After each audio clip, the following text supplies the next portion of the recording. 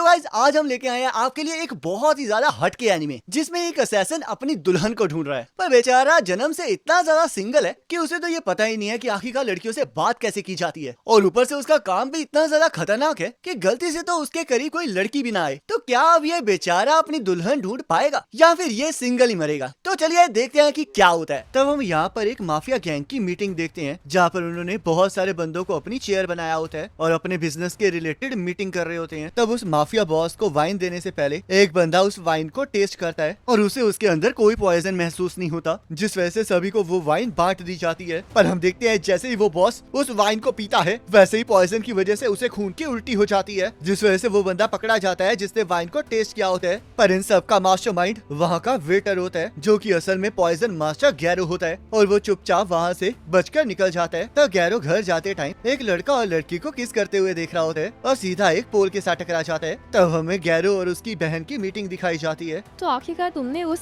Poison tester से बचते हुए उनके ग्लास में पॉइजन कैसे मिलाया? मैंने धीरे धीरे उस चेस्टर की इम्यूनिटी को कल्टीवेट किया था, क्योंकि मैं पिछले 3 महीने से उसके खाने में पॉइजन का थोड़ा थोड़ा डोज डाल रहा था, जिस वजह से वो अंत में एक खतरनाक डोज को सरवाइव कर पाया और उसे पॉइजन का एहसास ही नहीं हुआ। पर इसमें तो बहुत ज्यादा मुश्किल हुई होगी ना? इसमें मुश्किल तो हुई है, पर मेरे अलावा इसे कोई और नहीं कर सकता था और इसी की वजह से हम बिजनेस में टिक पाए हैं। वो सब कुछ तो ठीक है, पर गैरो क्या तुमने मैरिज के बारे में कुछ सोचा है? अकारी, क्या तुम्हें सच में लगता है कि मुझे शादी कर लेनी चाहिए? मेरे तो बिजनेस में भी मुझे कोई लड़की मिलना नामुमकिन है। मुझे पता है कि ग्रैंडमा हम दोनों में से किसी एक को पॉइजन क्लैन का हेड बनाना चाहती है, और जब मैंने उन्हें बताया कि मैं सिंगल हूँ और मैं ऐसा नहीं कर सकता, तब उन्होंने मुझे ब्रांच फैमिली की एक लड़की से मिलवा दिया और फोर्सफुली मैरिज भी तय करवा दी। पर उन्हें नहीं पता कि मुझे मैरिज का इतना भी शौक नहीं है, तो इसलिए पॉइजन मास्टर की ये लाइन मेरे साथ ही खत्म हो जाएगी, क्योंकि मैं अपनी जिंदगी सिंगल रहकर ही बिताऊंगा और तुम्हें भी तुम्हारी जिंदगी अपनी गर्लफ्रेंड के साथ बितानी चाहिए। तो अकारी भी गैरो को कुछ नहीं कह पाती है और तभी गैरो को उसके दोस्त बग मास्टर का मैसेज आ जाता है, जिस वजह से वो उससे मिलने चला जाता है और वो दोनों बैठकर आराम से पार्टी करने लगते हैं। तो गैरो नीडल मास्टर की बात करने लगता है जिसके 3 बच्चे हो गए होते हैं और उसके खर्चे बहुत ज्यादा बढ़ गए होते हैं। पर गैरो को इसकी बिल्कुल भी चिंता नहीं होती, क्योंकि वो अपनी लाइफ सिंगल बिताने वाला होता है। तब अचानक से बग मास्टर उसे बताता है कि वो शादी करने के बारे में सोच रहा है, जिस वजह से गैरो हैरान हो जाता है। और जैसे ही गैरो बग मास्टर की गर्लफ्रेंड की फोटो देखता है तो उसे यकीन नहीं आ रहा होता कि बग मास्टर को भी कोई लड़की पसंद कर सकती है, क्योंकि उसे तो लगा था कि बग मास्टर के तो उससे भी कम चांसेस हैं, जिस वजह से बग मास्टर उसे बताता है कि उसने बहुत ज्यादा मेहनत की है। तब बग मास्टर गैरो से पूछने लगता है कि क्या उसके शादी करने से उनकी दोस्ती पर कोई फर्क तो नहीं पड़ेगा, जिस वजह से गैरो उसे समझाता है कि इससे कोई फर्क नहीं पड़ने वाला। पर अब बग मास्टर की लव लाइफ देखकर उसे भी एहसास हो गया है कि शादी बुरी चीज नहीं है। पर गैरो को इस बात का पूरा यकीन है कि वो बग मास्टर की तरह किसी ऐसी लड़की को नहीं ढूंढ सकता जो कि स्पेशल हो। तब यहाँ एक और माफिया पर्सन ने गैरो को किसी को मारने के लिए हायर किया होता है और उस बंदे का बिजनेस वारदात के बाद उस जगह को क्लीन करने का होता है। तब वो बंदा गैरो को कुछ लड़कियों के साथ मजे करने के लिए कहता है, पर गैरो इससे मना करके सीधा अपने टारगेट की तरफ बढ़ने लगता है, जिस वजह से वो सीधा जाकर एक बुलेट प्रूफ ग्लास के साथ टकरा जाता है। तब वो बंदा गैरो को उसके टारगेट के पास ले जाता है और वो उसे बताता है कि वो जिसे मरवाना चाहता है उसका नाम मे है, जो कि मैरिज के नाम पर लोगों को ठगती है और उस लड़की ने उनके एरिया में सबको बहुत ज्यादा परेशान कर रखा है, जिस वजह से वो चाहता है कि गैरो उसे ठिकाने लगा दे। तब गैरो उसे पॉइजन दे देता है और मे उससे उसके बारे में पूछने लगती है। तुम अब थोड़ी देर में नर्व पैरालिसिस कंडीशन को एक्सपीरियंस करोगी, जो कि धीरे धीरे तुम्हारे ब्रेन तक पहुंच जाएगा और तुम्हें इतना ज्यादा दर्द होगा जैसे कि तुम्हारे कोई टुकड़े टुकड़े कर रहा हो, और तुम ये सब कुछ पूरी तरह होश में रह के महसूस करोगी, जिसके बाद मैं तुम्हें डेडली पॉइजन देकर मार डालूंगा।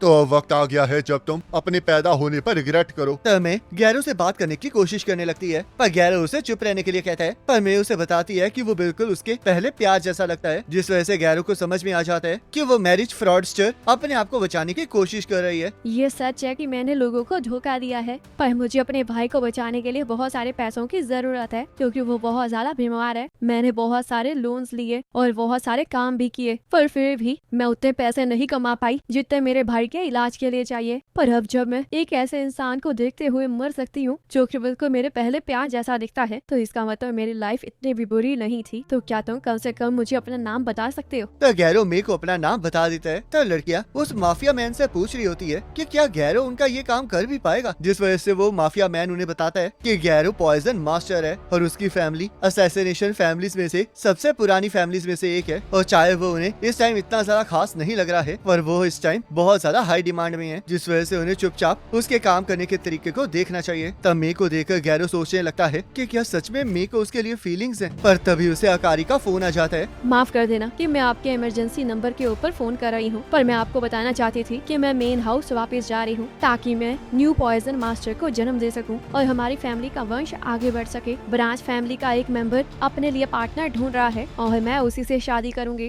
रुको जरा, तुम्हें ऐसा करने की कोई जरूरत नहीं है। भाई तुम समझ नहीं रहे हो, ग्रैंडमा बहुत ज्यादा सीरियस हैं और उन्होंने मुझे खुद कहा है कि अगर तुम भी नहीं मानोगे और मैं भी नहीं मानूंगी तो वो मेरी फ्रीडम को छीन के मुझसे जबरदस्ती बच्चे पैदा करवाएंगे। तो इसलिए मैंने सोच लिया है कि अगर मेरे साथ ऐसा ही होना है तो मैं कम से कम अपनी मर्जी से लड़के को चुनना चाहूंगी। तो आखिरकार तुम्हारी गर्लफ्रेंड का क्या होगा? मैं उससे ब्रेकअप कर लूंगी। तुम ऐसा नहीं कर सकती हो। तो आखिरकार आप क्या चाहते हैं कि आप खुद को मेरी जगह सैक्रिफाइस कर दो? ये तो मैं बिल्कुल भी नहीं चाहूंगी। तब गैरो अकारी को रुकने के लिए कहता है और सीधा मे को शादी के लिए प्रपोज कर देता है और उसे बताता है कि उसे पॉइजन क्लैन का हेड बनने के लिए शादी करनी ही पड़ेगी और क्योंकि मे को उसके लिए फीलिंग्स हैं तो वो उसके साथ शादी करने के लिए तैयार है और इसके बदले में वो उसके भाई के ट्रीटमेंट में भी मदद करेगा। तब मे इससे खुश हो जाती है, पर तभी वो अपना असली रंग दिखा देती है और गैरो को बताती है कि वो तो बस उसके चेहरे पर ये लुक देखना चाहती थी ताकि वो मरने से पहले कुछ अच्छा देख सके। तुम्हें पता है कि कपल्स वो लोग बनते हैं जिनकी पर्सनैलिटी, वेल्थ, लुक या फिर कुछ और मैच करता है, पर आज मैंने ऐसा पहला बंदा देखा है जो कि उस टारगेट को प्रपोज कर रहा है जिसे वो कभी भी मार सकता है। तो ये तो बिल्कुल भी अच्छा मैच नहीं हुआ। और वैसे भी अगर तुम्हें सच में किसी को ढूंढना है तो तुम्हें उसे बताना होगा कि तुम कैसा फील करते हो, क्योंकि सभी लोग अपने आइडल पार्टनर को तभी ढूंढ पाते हैं जब वो अच्छी तरह किसी को जान जाते हैं। तो क्या तुम सिर्फ इनहेरिटेंस के लिए शादी करना चाहते हो? तब वो माफिया मैन गैरो को अपना काम जल्द से जल्द करने के लिए कहता है क्योंकि उन्होंने उसके काम को देखने के लिए बहुत सारे पैसे दिए होते हैं। मैं बस उन्हीं लोगों को मारता हूँ जो कि मौत को डिजर्व करते हैं और ये सब कुछ मैं जस्टिस की वजह से नहीं बल्कि इस वजह से कर रहा हूँ ताकि मैं उन जॉब्स को करके रात को आराम से सो सकूं। पर मर्डर तो फिर भी मर्डर ही होता है और इसके बाद भी मैं कभी कभी सोचता हूँ कि मैं शांति से एक ऐसे पर्सन के साथ रहूं जिसे मैं प्यार करता हूँ। तो सच्चाई तो ये है कि मैं एक ऐसे पर्सन से मिलना चाहता हूँ जिसे मैं पसंद करता हूँ ताकि मैं उसके साथ एक अच्छी जिंदगी जी सकूं जहाँ पर वो मुझसे पूछे कि मेरा दिन कैसा गया और हम पूरी रात बातें करें, या फिर जब मैं बीमार पड़ूं तब वो मेरा ख्याल रखे। पर अगर मैं ऐसा ही काम करता रहा तो मैं ऐसे पर्सन से कभी भी नहीं मिल पाऊंगा। मैं कभी भी स्कूल नहीं गया हूँ और जहाँ तक मुझे याद है मैं हमेशा से पॉइजन मास्टर बन के ही जिया हूँ, जहाँ पर मुझे सिखाया गया है कि अगर मैं वीकनेस दिखाऊंगा तो मैं फेलियर कहलाऊंगा, जिस वजह से मैं कभी भी किसी स्ट्रेंजर के सामने अपने दिल को नहीं खोल सकता।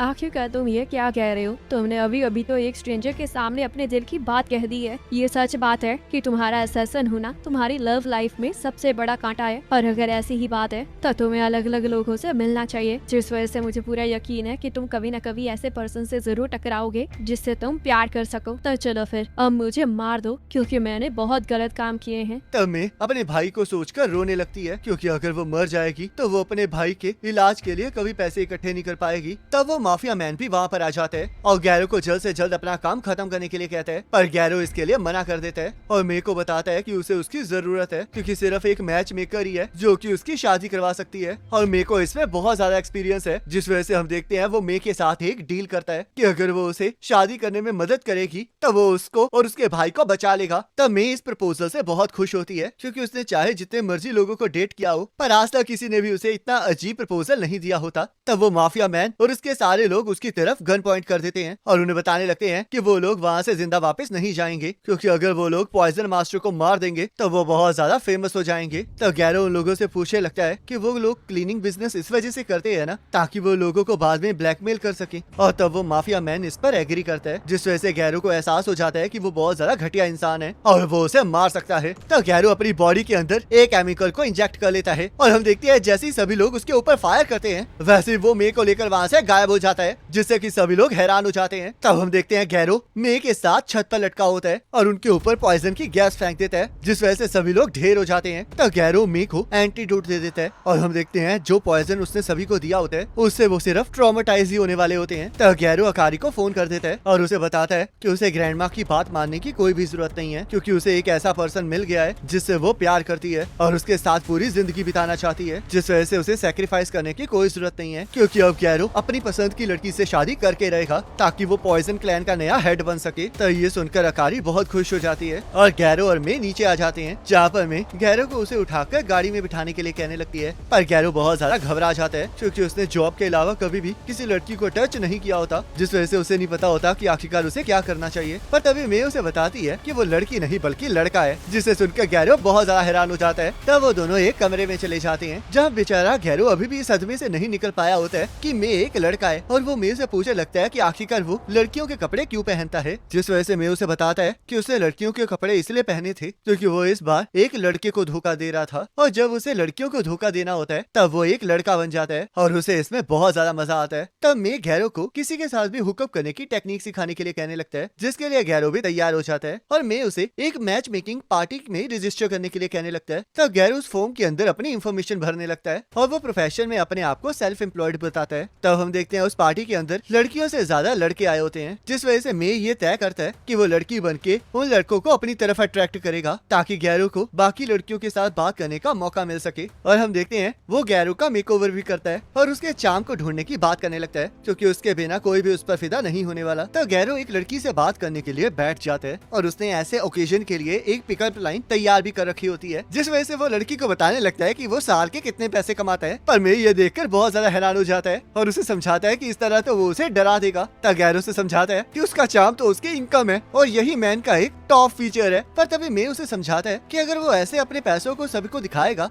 तो वो लड़कियां उसे घमंडी समझेंगी, जिस वजह से वो उसे लड़कियों की आंखों में देखकर स्माइल करने के लिए कहता है। और तब हम देखते हैं गैरो वो लड़कियों के सामने बहुत प्यारी प्यारी स्माइल करने लगता है, जिसे देखकर वो सारी लड़कियां बहुत ज्यादा ट्रॉमेटाइज हो जाती हैं। तब इससे गैरो बहुत ज्यादा डिप्रेस हो जाता है, और ये डिसाइड करता है कि वो घर जाकर ये चेक करेगा कि उसकी स्माइल इतनी कितनी प्यारी है कि लड़कियां उसे देखकर ट्रॉमेटाइज हो रही हैं। तब हम देखते हैं मैंने अपना अगला प्लान भी तैयार कर रखा होता है, जहाँ पर उसने एक डेटिंग ऐप में गैरो को भी सीधा मैच करवा दिया होता है, और उसकी मीटिंग फिक्स कर दी होती है। तब गैरो मीटिंग करने चला जाता है, जहाँ पर वो जेली खाते हुए पूरी तरह से कांपने लगता है। एक पॉइजन मास्टर कभी भी वो चीज नहीं खाता है जो कि किसी और ने उसे दी हो, जिस वजह से मैंने इसकी पूरी ट्रेनिंग की है ताकि मैं खुद को बचा सकूं। पर इस वजह से मुझे अब ये खाना बहुत ज्यादा मुश्किल हो रहा है, और मुझे नहीं लगता कि यहाँ पर कोई मुझे समझ पाएगा। तब गैरो बड़ी मुश्किल से उस जेली को खा लेता है, पर वो लड़की डर के मारे वहाँ से भाग जाती है। तब वो लोग ऐसे ही अगली अगली डेट पर जाते रहते हैं, और रात को हम देखते हैं गैरो बाथरूम साफ कर रहा होता है, क्योंकि वो एक ही दिन में 30 लड़कियों से मिलने की वजह से बहुत ज्यादा फ्रस्ट्रेटेड होता है, और ऊपर से उसने किसी के साथ भी कॉन्टेक्ट इन्फॉर्मेशन शेयर नहीं की होती है। तब मैं उसे फिर से चीयर अप करने लगता है,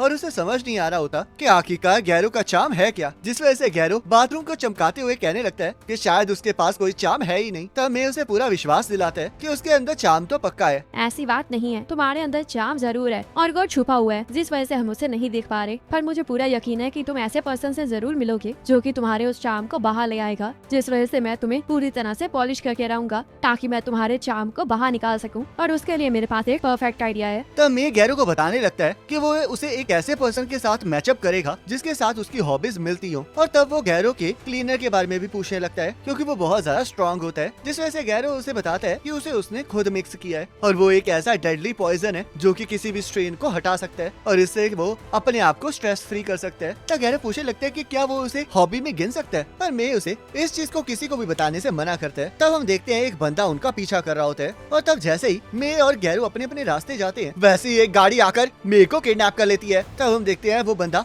उस बंदे का छोटा भाई होता है, जिसने गैरो को मे को मारने के लिए हायर किया होता है, और वो ये जानना चाह रहा होता है कि आखिरकार मैंने उसके साथ क्या किया है। और तब वो एक छोटी सी लेड बॉल को मे के मुंह पर फेंकता है, ताकि वो उसे टॉर्चर करके उससे सच को बाहर निकाल सके, पर मे कुछ भी बताने से मना कर देता है। तब ये सुनकर उस बंदे को गुस्सा आ जाता है, और वो मे को धमकी देता है कि अगर उसने उसे कुछ भी नहीं बताया तो वो उसके सुंदर से चेहरे को बिगाड़ देगा, ताकि वो कभी भी उसका इस्तेमाल ना कर सके। और तभी हम देखते हैं गैरो उस गाड़ी के सामने आ जाता है, जिस वजह से वो बंदा उसे उड़ाने के लिए कहने लगता है, पर हम देखते हैं गैरो उस गाड़ी के ऊपर जंप मार के अपने एसिड की मदद से उस गाड़ी को बीच में से चीर देता है, और उस गाड़ी के बीचों बीच भागने लगता है। तब वो गाड़ी ब्रिज से नीचे गिर जाती है, और गैरो मे को बचा लेता है, और उसे उसका फोन वापस दे देता है।